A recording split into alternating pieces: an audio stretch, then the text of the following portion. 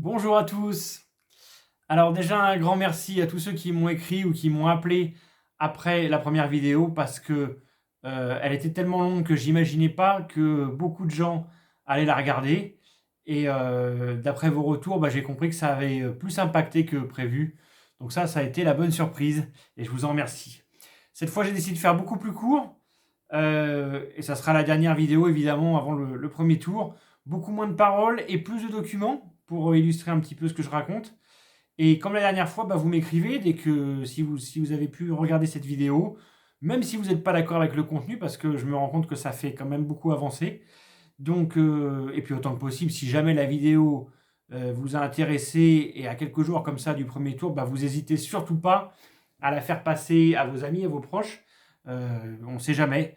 L'objectif ici, c'est qu'on ne loupe pas la marge du premier tour, puisqu'après il y aura la deuxième à monter. Mais là, on est dans un moment où il faut s'exprimer, d'accord. C'est une fois tous les 5 ans, donc c'est maintenant. Et donc nous, on y va, on commence.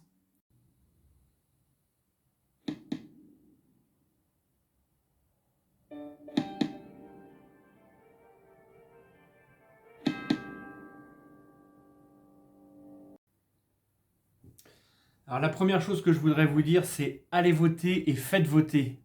Encouragez vos voisins, tous ceux qui vous entourent et faites une procuration si vous n'êtes pas là. Expliquez, réexpliquez que si ça a une importance et un impact colossal dans ce que chacun va vivre dans notre quotidien pour ces années à venir. Le choix de cette élection n'est pas quelque chose d'accessoire. Et puis l'argument, la politique, de toute façon, tous pareils, non, non. Combattez cette phrase, combattez cela car c'est faux à 100%. Et je vais essayer de vous le démontrer en quelques minutes, car il y a des différences énormes si vous votez pour Mélenchon ou si vous votez pour Macron. D'abord, ce ne sont pas les mêmes propositions au niveau du programme. Ce n'est pas du tout la même société qui se dessine si vous votez pour l'un ou pour l'autre. Et avec Mélenchon, en plus, vous savez que les propositions seront appliquées. Tous ces engagements seront menés, car c'est son parcours en tant qu'élu au cours de toutes ces décennies qui viennent de passer qui en témoigne. D'autre part, si vous votez pour l'Union populaire, vous en terminez avec le camp de la corruption généralisée, le camp du mensonge et le camp qui travaille pour le 1% le plus riche de la population française. Et puis je voudrais revenir aussi sur autre chose, puisque en parlant autour de moi à l'approche de cette élection, j'entends systématiquement les mêmes commentaires que je trouve absolument nuls. Oui, oui, Mélenchon, on a compris, c'est je suis la République. Alors non, je pense que là, ça s'est pas compris du tout. Les bras m'en tombent.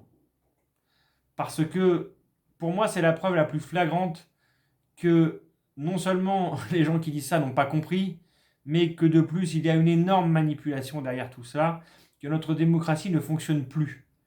Car le premier pouvoir dans ce pays, ce n'est pas le pouvoir politique, comme on s'y attendrait, mais c'est clairement le pouvoir médiatique. Celui des médias dominants, contrôlés intégralement par les milliardaires que vous savez du CAC 40, et qui font la pluie et le beau temps, et qui contrôlent toute l'information. Et il est évident que pour moi, celui qui dit Mélenchon, c'est cet agité-là, c'est quelqu'un qui ignore absolument d'abord qui est Jean-Luc Mélenchon, quels ont été ses engagements au long de ces dernières années, ces dernières décennies, toutes les actions qu'il a menées, son activité parlementaire au sein de l'opposition par exemple.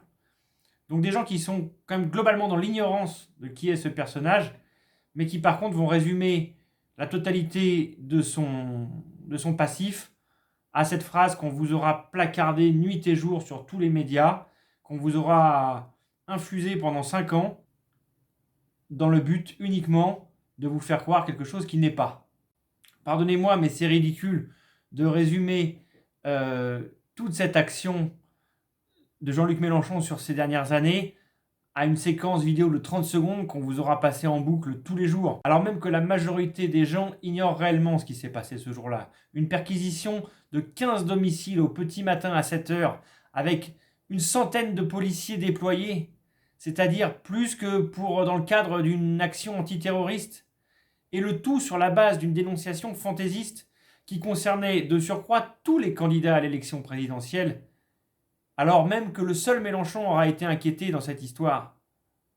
Et par ailleurs, où sont les résultats de toute cette... à part bien sûr les résultats de manipulation dont je viens de parler, mais où sont les résultats en termes d'opérations judiciaires? Aucun élément à charge n'a été sorti de ce dossier. D'accord? Mélenchon a été condamné pour outrage sur policier, soi-disant que le policier n'arrivait plus à dormir la nuit parce que Mélenchon lui avait dit qu'il était la République. Et il a été condamné il a payé sa peine en plus, puisqu'il a dû verser 6 000 euros. Quelle honte ce système. Au lieu d'entendre tous ces gens qui disent « Oui, Mélenchon est en agité », j'aurais imaginé entendre des gens qui s'élevaient contre le fait que cette affaire n'a pas un fond que judiciaire. Il semble évident qu'il y a derrière une volonté politique. Et c'est honteux. Et très sincèrement, moi, ça me préoccupe parce qu'au niveau démocratique, ça soulève de vraies questions. D'accord? Et accessoirement, les gens qui me disent ça n'évoquent en aucun moment toute l'activité de la France insoumise sur ces dernières années, tout ce qui a été produit par ce courant de pensée, par ce courant politique, cette famille politique. Et alors même que pendant ce temps-là, des dossiers et des affaires sortent par paquets du côté de la Macronie. Et avec des choses bien, bien plus graves. Mais ça, évidemment, les gens ne sont pas autant intoxiqués car le média dominant tâche d'en parler d'une manière différente ou d'en parler beaucoup moins. Quant aux candidats un peu trop agités qui parlent mal, de qui se moque-t-on? Je crois que dans ce domaine, la palme revient sans le moindre doute à notre cher président. Mais ça n'a pas été autant placardé médiatiquement, c'est évident. Une gare, c'est un lieu où on croise les gens qui réussissent et les gens qui ne sont rien. La politique sociale, regardez, on met un pognon de dingue dans des minima sociaux, les gens ils sont quand même pauvres. Et ce peuple luthérien qui a vécu les transformations des dernières décennies n'est pas exactement le Gaulois réfractaire au changement. Je travaille sérieux, je vous en trouve, ils veulent simplement des gens qui sont prêts à travailler. Ce que je veux, c'est que vous, partout, vous alliez le faire gagner, parce que c'est notre projet. Il est nerveux quand même, non? Et puis il parle pas vraiment très bien. Et puis je le trouve même très méprisant. Hein? Bon, je vais pas chambrer parce qu'on n'a pas vraiment de temps pour polémiquer sur des mensonges colportés par les médias des milliardaires. Et oui, je dis mensonge. Parce que Mélenchon serait pro-Poutine. Attends, on vérifie quand même. Moi, en Russie, je soutiens un homme qui s'appelle Sergueï Oudaltsov, qui est le président du Front de gauche, qui a été 4 ans en prison. Je ne vais pas vous dire que M. Poutine est le genre de dirigeant qui me convient, puisque mes amis là-bas le combattent et vont en prison à cause de ça. On m'a repeint 10 fois en poutinien. Je sais pourquoi, parce que bon, il faut bien me démolir sur quelque chose. Comme on peut pas me prendre sur mes idées, on essaye de me salir. Alors j'ai droit. Avant c'était Fidel Castro. Alors maintenant, comme le pape, Obama et Hollande y sont allés, on parle plus de Fidel Castro, on me colle Poutine. Quand j'entends ça, moi tu m'excuses, mais pro-Poutine, je raille. Parce que d'après moi, c'est un gros mensonge, d'accord? Certes, repris en chœur nuit et jour par Jadot et Hidalgo, la bonne gauche, hein, d'accord? La honte en vrai, la honte. Ces gens sont misérables, plutôt que de travailler sur leur programme et sur leurs idées et de défendre leurs valeurs. Voilà, ils passent leur temps à répéter que Mélenchon est pro-Poutine. Parce qu'à la limite, tous ces gens qui sont sur des postes haut placés depuis une vingtaine d'années, on peut savoir combien ils ont collaboré avec l'oligarchie russe? Parce qu'il y en a un petit peu partout, les oligarques russes. Tu vas dans le sud de la France, tu vas en trouver. Hein. Au niveau des stations de ski, au niveau de la Côte d'Azur, il y a bien quelqu'un qui leur permet d'arriver là, à ces gens-là. D'accord? Et je pense pas que Mélenchon soit dans le coup. Donc ces 5 dernières années, en France, avec l'aval du président et du gouvernement, il s'est passé ça.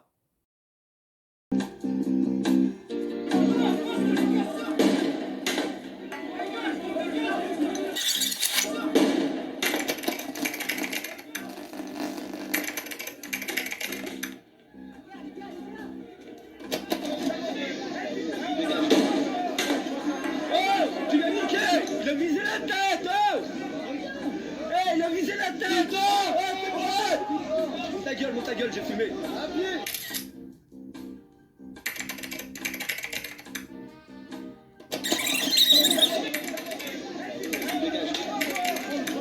Oh, tu l'as niqué! Il a visé la tête!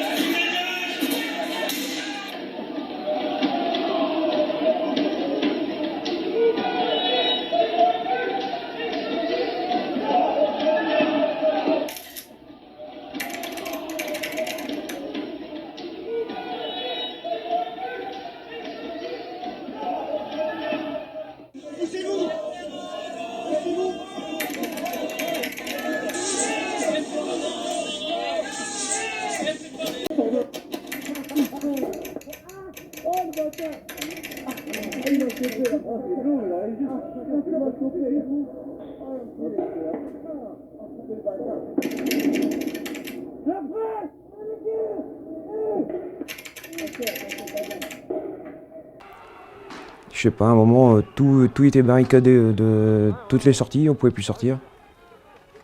Toutes les entrées de la place, tout était bloqué, il y avait tous les pacifiques, on discutait tous ensemble, donc on discutait avec ma femme, des street médites, et puis notre personne en disant que c'était un guet-apens, quoi, cette manifestation, quoi. Et puis à ce coup, je rigolais même d'ailleurs, je parlais, je rigolais, puis à ce coup j'ai reçu le projectile dans la tête et qui partait bien à l'horizontale. Dans la liste des victimes, des éborgnés, des mutilés, oui, dans cette liste. Quand on s'est levé samedi matin pour prendre le bus pour aller à Paris, on y allait pour la bonne cause.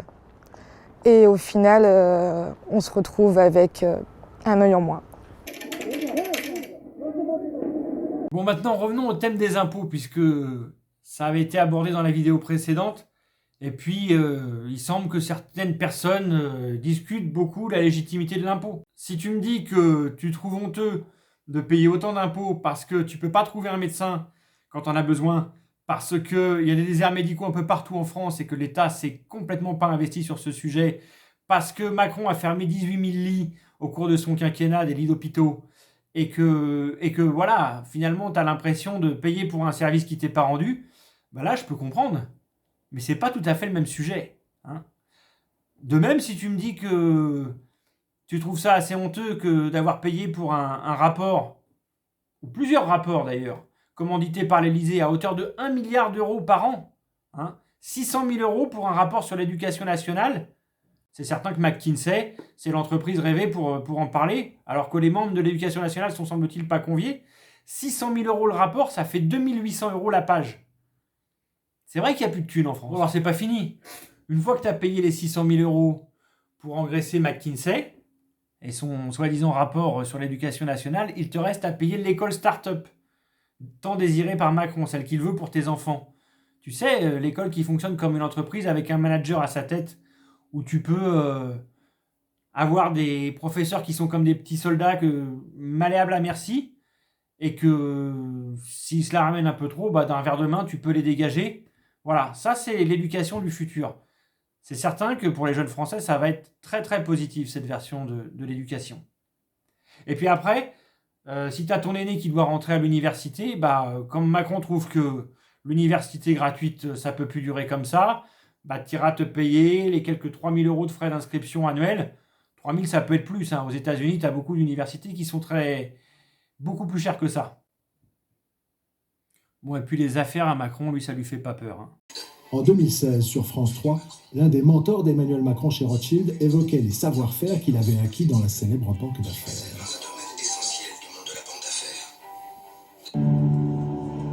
En quoi son métier de banquier d'affaires peut aider Macron à être efficace en politique? On y apprend l'art de la négociation. On apprend vraiment l'art de la négociation. On est amené aussi beaucoup, et ça c'est, j'allais dire heureusement ou malheureusement, utile en politique, à communiquer, c'est-à-dire à raconter une histoire. Donc on y apprend d'une certaine façon aussi des techniques pas de manipulation de l'opinion, mais un petit peu. Manipulation de l'opinion? c'est que je ne me considère pas comme riche. J'ai d'ailleurs, comme tous mes collègues, fait à la fois une déclaration de patrimoine et d'intérêt, et vous avez pu constater que je n'étais pas à l'impôt sur la fortune et que je n'étais pas multimillionnaire. Je n'ai pas dit qu'il fallait supprimer l'ISF. J'ai dit que la taxation du capital dans notre pays n'était pas optimale. J'ai bien gagné ma vie quand j'ai travaillé dans le secteur privé. Très bien gagné ma vie. Non, Chez Rothschild, Emmanuel Macron aurait donc très bien gagné sa vie et probablement atteint l'objectif qu'il s'était fixé, devenir riche. Charge sociale importante. Mais au fait, quelle commission a-t-il perçue dans l'opération Pfizer-Nestlé, ce deal historique à 9 milliards d'euros? Donc oui, un autre monde est possible. Et heureusement d'ailleurs. Mais pour ça, il faut remettre l'économie au service de nos vies et ne plus mettre nos vies au service de l'économie. Les services publics sont notre richesse collective, notre patrimoine. Mais pour ça, il faut qu'on ait la volonté et la politique qui va avec. Je ne reviens pas sur le gaz, la poste. Allez, j'arrête là parce que j'avais dit on fait court. Donc, je résiste pas juste quand même à te donner un dernier petit document, puisque je te dis que l'Union populaire, c'est pour une vraie politique courageuse face à la crise climatique. Un petit extrait d'un type qu'on voit souvent à la télé en ce moment. Et de ce que je sais, c'est pas un mélenchoniste de la première heure. Mais vois pourtant ce qu'il dit du programme de l'Union populaire au niveau écologique. Alors, contrairement à ce qu'on pourrait penser, en fait, le programme qui coche le plus de cases n'est pas celui des écologistes, c'est celui de la France insoumise. Alors, le nombre de cases qu'il coche, en fait, on le définit de la manière suivante. On a regardé les mesures qui étaient proposées dans un certain nombre de secteurs. Le logement, l'agriculture, les transports, pas juste l'énergie. Parce que très souvent, les débats environnementaux dans notre pays se résument à est-ce que vous êtes pour ou contre le nucléaire ou les renouvelables. Nous, on a regardé beaucoup d'autres choses. On a aussi regardé, par exemple, ce qui était proposé dans le domaine de la formation, parce qu'il y a beaucoup de reconversions à faire dans un pays qui doit changer. Et donc, si on regarde l'ensemble de ces cases qu'il faut cocher, effectivement, le programme qui en coche le plus, c'est celui de la France insoumise. Alors s'il vous plaît, si vous avez un tant soit peu de confiance dans ce que je raconte, ne refaites pas l'erreur de 2017. Ne vous laissez pas manipuler par les médias dominants qui ne tarderont pas à vous reparler du Venezuela ou de je ne sais quelle idiotie pour essayer de décrédibiliser l'action du candidat de l'Union populaire. Faites votre choix, mais sincèrement, je n'arrive pas à voir quel serait pour vous l'avantage d'élire un candidat qui mettrait à mort les services publics dont vous avez besoin, qui vous ferait payer encore plus d'impôts pour payer la corruption qu'il organise, qui vous ferait travailler plus longtemps et qui nous mettrait de surcroît dans une situation internationale très délicate, compliquée, notamment dans un contexte qui est particulièrement dangereux, qui est celui d'aujourd'hui. Voilà, j'aurais fait mon possible pour vous partager mon point de vue, ma vision du sujet. C'est comme ça que ça doit être en démocratie. On s'exprime, on partage des idées, et puis à la fin, chacun fait un choix en connaissance de cause. Donc, je vous souhaite à tous une très bonne dernière semaine avant le premier tour de scrutin. J'espère qu'on se retrouve au-delà de cette échéance avec des bonnes nouvelles, en commençant un nouvel horizon, en ouvrant sur un nouveau monde, plus juste, plus harmonieux, plus respectueux de notre écosystème notamment, où la solidarité et le partage seront la norme. Voilà, à bientôt.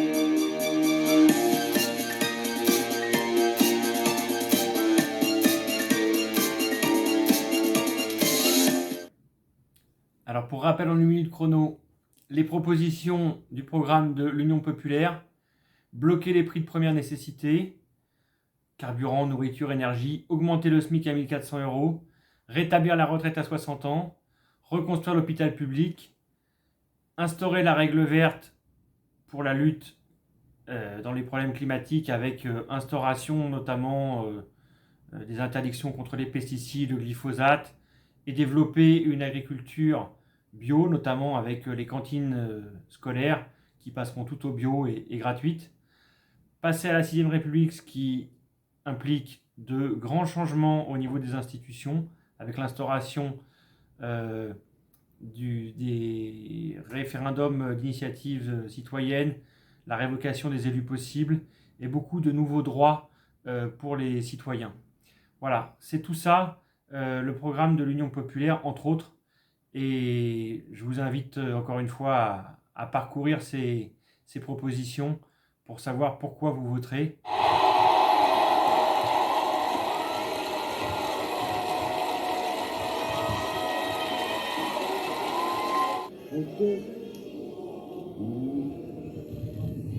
Donc on est aux portes d'un grand changement positif. Ça bouge d'un peu partout, on voit ce qu'annoncent les sondages en ce moment. Chaque voix va compter, d'accord? Et c'est le moment de mettre le paquet, on y va.